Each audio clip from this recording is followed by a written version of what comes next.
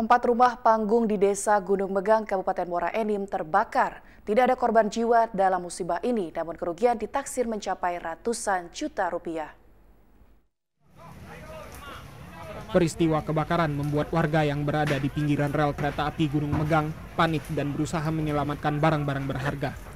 Kasih Dinas Pemadam Kebakaran Kabupaten Muara Enim Adi Sutrisno mengatakan api cepat membesar dikarenakan kondisi cuaca panas dan material rumah panggung tersebut berbahan baku kayu.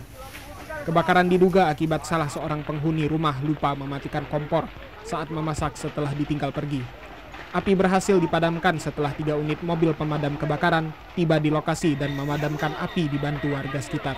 Rekan-rekan dari Belimbing, terutama juga yang Gunung Megang sudah turun, sudah mulai melakukan pemadaman beserta pendinginan. Terdampak 2 rumah yang habis hangus terbakar dan 2 rumah lagi rusak ringan. Korban jiwa nggak ada, alhamdulillah zero. Kerugian material kalau kita kira-kira itu lebih kurang 700 juta. Petugas menghimbau kepada masyarakat agar selalu berhati-hati dan waspada, terlebih dalam kondisi cuaca yang tidak menentu saat ini. Dari Kabupaten Muara Enim, Kalbadri, TVRI Sumsel melaporkan.